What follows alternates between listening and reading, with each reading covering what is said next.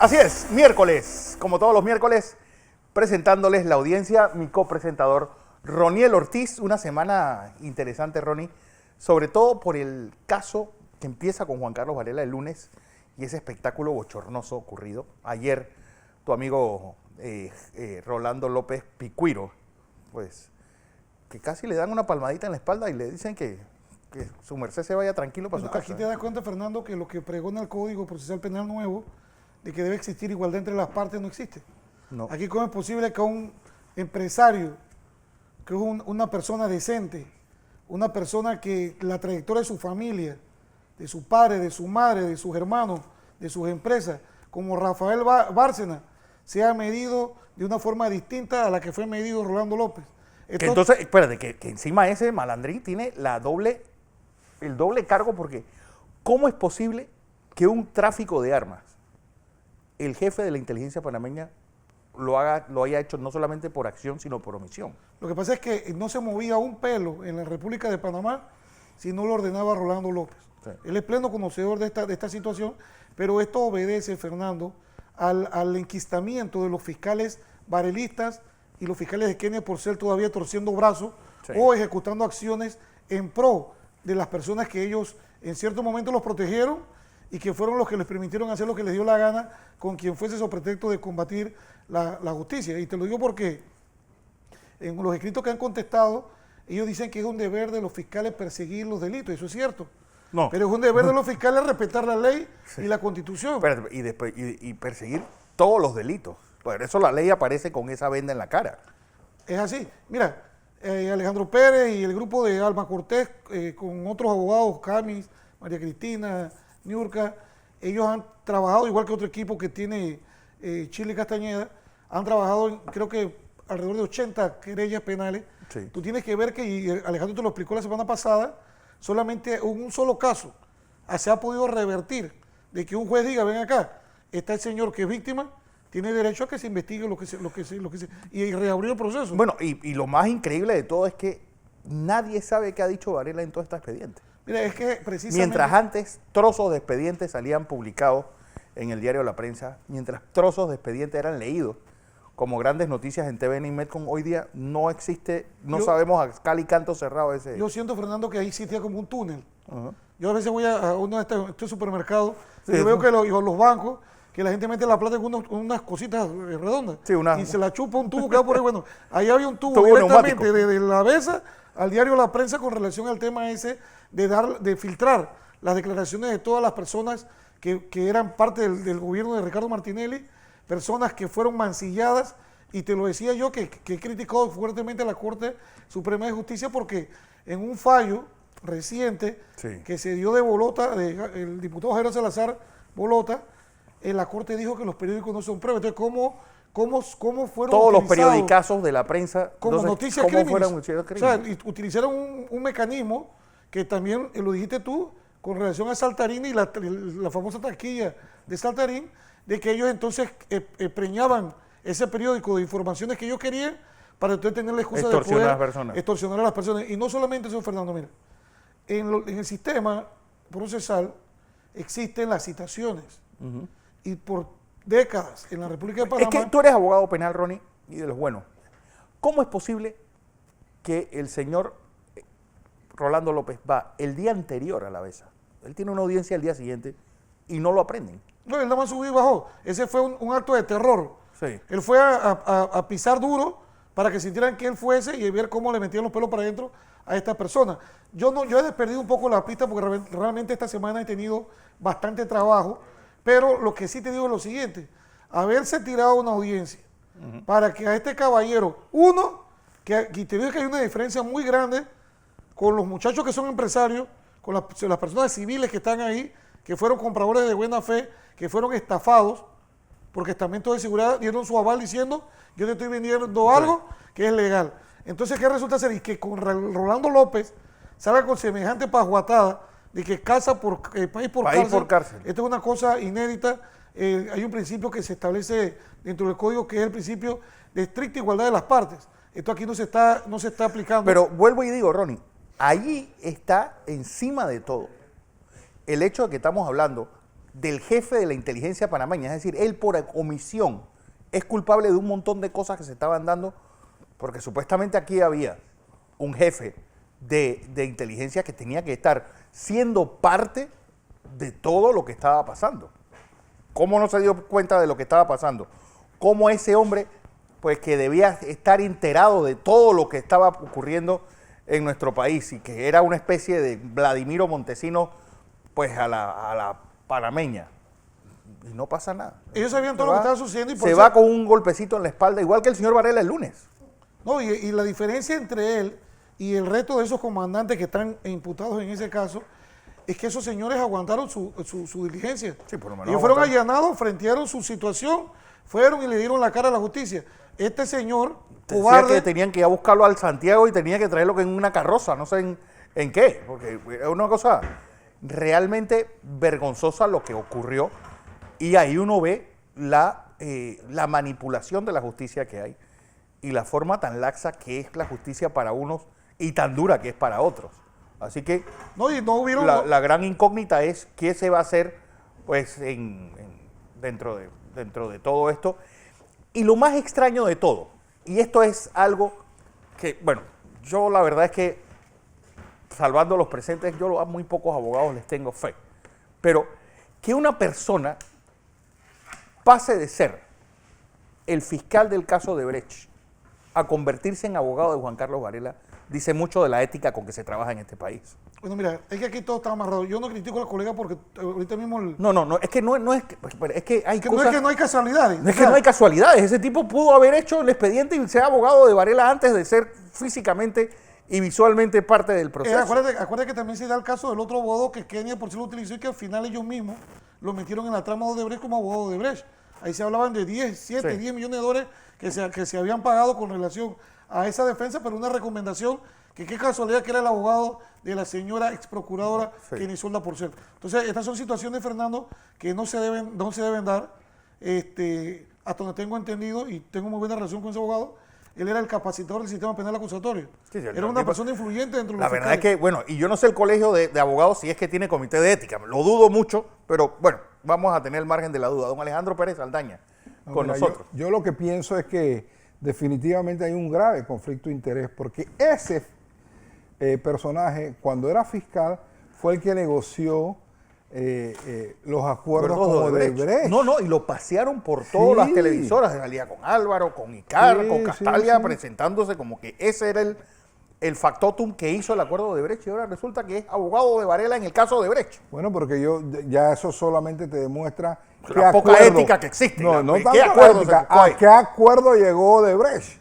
Porque todo esto estaba orquestado, ¿no? Así que yo no sé si y el expediente de Odebrecht cerrado acá Alicante. No, el asunto con el expediente de Odebrecht es el siguiente. Ellos han venido trabajando durante estos 5 años de Varela y lo que va del gobierno PRD en que hacen investigaciones y usan como pretexto de que no folean. Al no foliar, tú estás en una desventaja total. Sí, tú puedes meterle páginas. Tú estás en una desventaja total porque como defensor, mira, había un momento y Carlos Carrillo, que es un abogado muy serio y compañero de trabajo de nosotros, nos lo decía, Ronnie, van 500 tomos y yo nomás tengo el 225. O sea, ¿cómo tú defiendes a una persona sin el caudal es que probatorio? ¿cómo tú defiendes a una persona que mientras tú pides extradiciones y haces un montón de cosas, Carlos Dubois es como si se lo hubiera tragado a la tierra? Juan Antonio Niño lo citaron en septiembre y no apareció hasta 6 meses después. Zuleika Muri y Tania Stelling no investigaron a los varelistas. ¿No? Entonces no pasó absolutamente nada. O sea, yo realmente te voy a decir, yo sigo criticando la posición de que esos fiscales sigan permaneciendo dentro de la institución porque realmente eso son una lacra no hay transparencia. Yo te voy a decir, mira, el resto de las fiscales que han venido trayendo son personas de trayectoria, personas jóvenes con ímpetu de querer trabajar, personas que yo te puedo decir de los que están recientemente nombrados, personas que han respetado su nombre, que son intachables con el hecho de que nadie les pueda acusar de que hayan hecho tal o cual cosa, pero mantener a estas personas. Mira, Tania Sterling sabía que le había recusado. El Código Procesal Penal dice lo siguiente: cuando una parte recusa a un funcionario, puede darse de dos maneras. A voluntad del mismo funcionario que dice, mire, yo tengo intereses, aquí tuve problemas con los abogados de este señor y estuve metido en extradición y yo me quiero separar, y ella hace solita, pide su recusación y él se impide conceder el caso. El otro es cuando la parte se lo solicita. Nosotros lo hicimos, presentamos un escrito en base a una querella que yo le interpuse producto de su intervención en el caso de la extradición de Ricardo Martinelli, y resulta ser que en base a eso yo le recuso. Usted no debe hacer nada aquí, porque usted no era parte de ese proceso, usted no tiene ni la autoridad para estar en este caso. ¿Qué resulta ser? Le comunicamos porque buscamos el recibido, Ángel en el juzgado, y le dijimos: señora fiscal, aquí está el recibido, usted está debidamente recusada, usted espere que le llegue esto, pero aléjese de la investigación.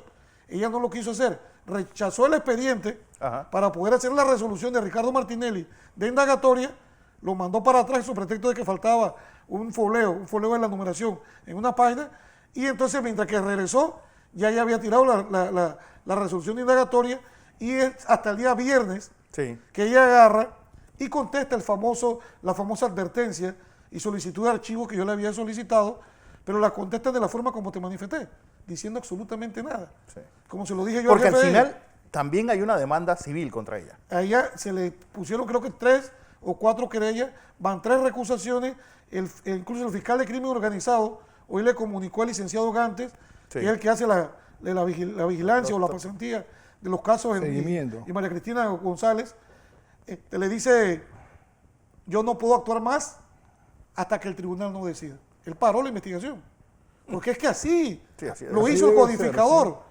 Y no es que Panamá tiene el código así, todos los códigos del mundo dicen eso. Tienes que pararte, aléjese de esa investigación quietecita. Usted no puede meter la mano más en eso. Ella, incluso esos documentos, y yo le puse la queja al señor procurador, lo firmó con fecha anterior, igual lo hizo el otro fiscal. Y lo triste es que fiscales que supuestamente tienen 30 años, que son de altas capacidades, te contestan en 2 paginitas diciendo absolutamente nada, no motivando. Mira, el Código Procesal Penal establece un principio que se llama el principio de motivación. Yo te tengo que informar a ti por qué te admito o te niego algo razonadamente, para que tú, en igualdad de armas, puedas buscar el código, puedas buscar las contrapruebas o los elementos de convicción y puedas atacar lo que ellos están diciendo, y que un tribunal distinto al de primera, que ya será un tribunal de segunda instancia, que es su apelación, decide que el abogado tiene razón. Como la querella que reaperturó Alejandro. Eran 7 delitos. La fiscal archivó por 2. Entonces, ¿qué pasó con el derecho de esa víctima con los otros 5 delitos? Entonces, son las cosas que la interpretación de la ley no puede ser antojadiza. Es que yo pienso, Roniel, que tú estás pensando que estamos frente a profesionales íntegros. No. A ti se te olvida que esta es una organización criminal. Exactamente. Compuesta por policía, por fiscales, por funcionarios del Ministerio Público, y que esta gente abusaron, se excedieron, hicieron lo que le dio la gana, metieron gente presa y nada ha pasado. Y ese es yo creo que la crítica más importante que se le hace al procurador, es que él no puede seguir investigando delitos con una organización criminal enquistada en el seno del Ministerio Público. Por lo menos, te digo algo importante, mira, yo me considero, y una vez me lo dijo Luis Ramón Fábrega, el magistrado Luis Ramón Fábrega, en una conversación en un programa que participábamos los dos hace muchísimos años, y mi formación, yo soy un procesalista, soy un abogado penalista de corte procesal, me gusta el procedimiento, porque son las reglas del juego. Claro. Las reglas del juego, señores del público, vienen desde antes de Jesucristo, de la ley de las 12 tablas, donde se establecieron 12 reglas que era lo que tenía que regir la humanidad en aquellos tiempos, y esa es la base del derecho. Entonces yo me rehúso y siempre digo lo siguiente: mira, si yo permito como abogado que pisoteen la ley, que pisoteen los conocimientos míos, no míos solamente, de los profesores o de los maestros que me dieron clase a mí, yo tendría que coger mi dignidad y tirarla al tinaco con la basura. E irme a limpiar zapatos al Parque Santana o a vender raspado en Caledonia. No, te hubiera quedado en el Parque Cervantes. O en el Parque Cervantes jugando dominó. Pero Ronnie, ¿tú crees que un profesional íntegro, encargado de la justicia, porque los fiscales son elementos importantes en la administración de justicia de nuestro país, ¿tú crees que esos profesionales lo que tú ves, todo lo que tú has descrito, son trampas procesales, trampitas. No te foleo, te escondo el Eso es expediente, maleantería, no te doy maleantería. copia, güey. No, pero entonces Mira, tú estás y eso es frente lo a que estos nosotros tenemos maleantes. como fiscales, Mira, unos malandrines. Otro exceso, y se lo puedo explicar al público, es el hecho. Si tú presentas una incapacidad de un facultativo, Sí. que es el que te atiende a ti, tú lo presentas y te tienen que admitir, estás incapacitado. Usted podría mandar a hacer una reevaluación en caso de que sea una lesión o otras cosas que se necesitan. Es como si yo dudara de la idoneidad de alguna de ellas. Exactamente. ¿Qué resulta ser? Que ella agarró, hizo una investigación, Fernando.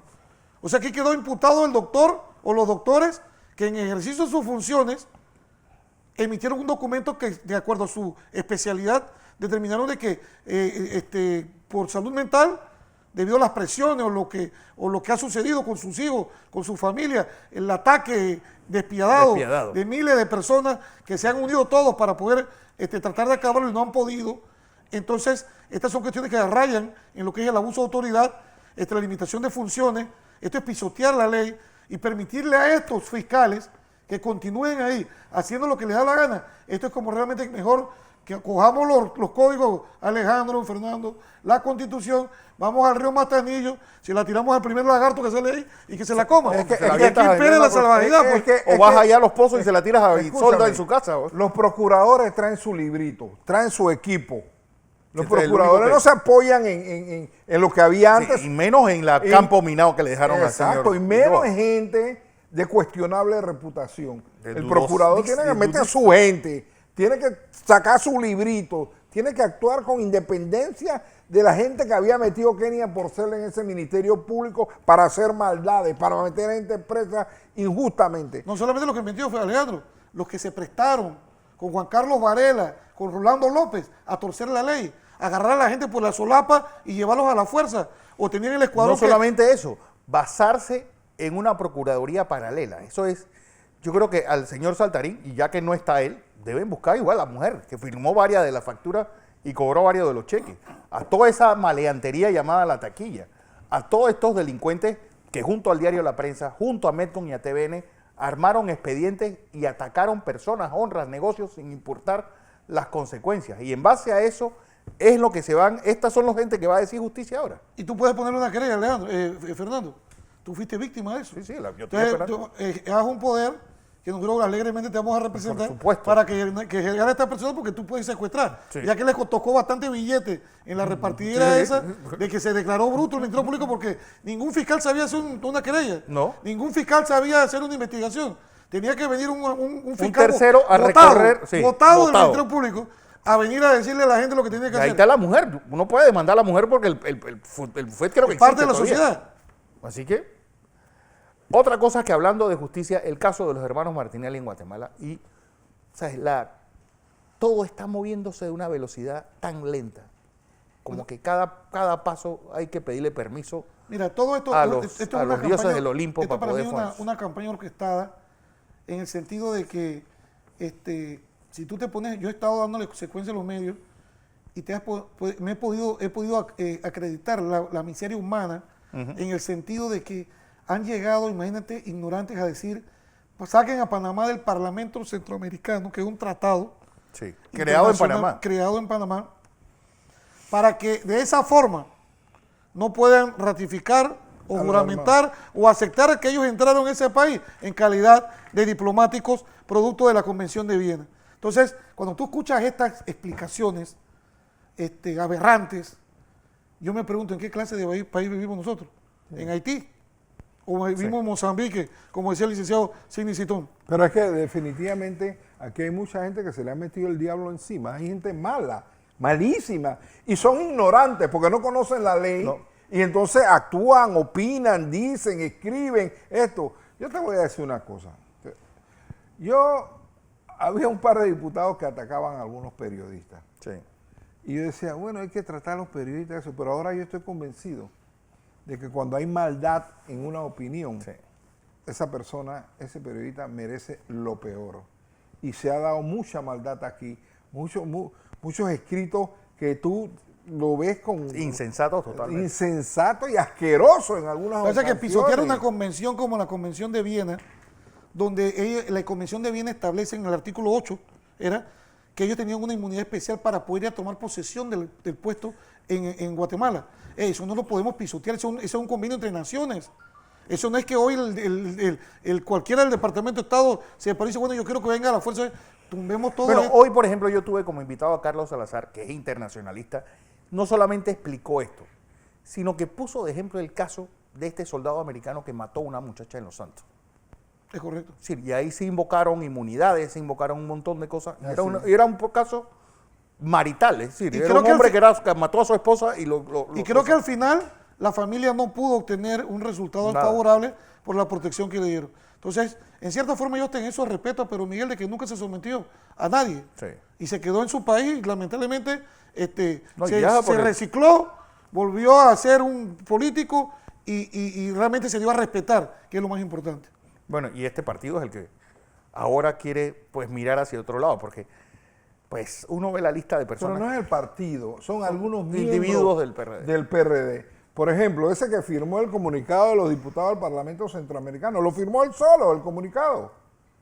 Como el otro documento que mi amigo Zucari, que es diputado del Parlamento Centroamericano, pero es vicepresidente del Parlamento Centroamericano, actuó y dijo cosas como si él representara a la bancada de Panamá ante el Parlamento Centroamericano. Y no es eso, no es cierto. Él se representa a sí mismo. Entonces, nosotros tenemos un problema aquí. Todo esto se ha politizado. Aquí la gente no ve la cosa en función de un prisma derecho, legal. Tú lees el artículo o la ley en base al nombre de la persona. Sí, no, y lo más inédito, Fernando, es lo siguiente. Ricardo Alberto Martinelli Linares y Luis Enrique Martínez Linares son panameños. Sí, es que yo no sé. Son panameños, no le puedes prohibir la entrada, llámese el partido que le dé la gana o el presidente que le dé la gana. Ellos como panameños tienen derecho a entrar a su país. Aquí lo único que se aplica en relación a ese tema, y se aplica única y exclusivamente a los extranjeros, es la ley migratoria que dice que pueden deportar, devolver o autorizar su salida controlada del país. O impedir que entren al país cuando cometen delitos y estas cosas dentro del territorio nacional. Pero y tratar de impedir a unos panameños que entren a la República de Panamá, esa es una violación flagrante de la ley y una violación flagrante de la Constitución de la República de Panamá. Porque más que creo que están empujando, tratando de que se dé una extradición. Porque ya ahora Guatemala reconoce el estatus diplomático de los hermanos Martinelli y no sé qué está esperando el canciller para solicitarle a Guatemala la liberación inmediata. Bueno, hoy se le hizo una petición a través de la Luis Eduardo Camacho González hizo una petición en ese sentido, porque esto es simple. Ningún reconocimiento o juramentación va a hacer que ellos sean diputados al Parlamento Centroamericano. Ellos se ganaron. Ellos ya son. Ellos se ganaron por voto popular ser diputados al Parlamento Centroamericano. Sí, porque ahora queremos hacer una diferencia de que título. Fueron una elección popular. Es decir, aparece en el boletín oficial electoral. Y recibieron sus credenciales. La ley de la República. Sí, tú me vas a decir que un diputado de la Asamblea aquí en Panamá no es diputado ni puede ser diputado porque el 1 de julio no fue a la Asamblea. Bueno, lo que dijo el internacionalista Carlos Salazar, la ida al Parlamento es un simple trámite, protocolar, más que lo jurídico está en las credenciales. Y otra opinión muy buena fue la del doctor Julio Berríos, que es un internacionalista consagrado, de toda una vida, maestro de todos los abogados que estudiamos en la Universidad Nacional de Panamá, y él dijo que ellos tienen su inmunidad, que no podemos violar la convención. Panamá permite que se viole esta convención y esto es mejor que cerremos este país o lo abramos para que cada quien haga lo que le dé la gana. Así es. Bueno, Juan Carlos Varela debe ir mañana a la BESA. Sí, hacer otro show patético. Otro show patético y lo peor es, primero que nada, uno puede entrar a la BESA armado. Nadie puede entrar. Bueno, porque los de guardaespaldas de él entraron armados. Bueno, y dos, unos que no eran ni guardaespaldas, estaba ahí gritando y dando órdenes. Ahora que él era el dueño del edificio a veces. Él debe tener algunas acciones ahí porque él ahí siempre hacía lo que le daba la gana. Bueno, la cosa es que ahí vamos a ver si mañana hace otro chiquichou nuevamente y si en el ABESA le permiten que pisotee a los periodistas, como lo pisoteó. Pero me gustó los periodistas que se le pararon y lo pusieron en su lugar. Como debía ser.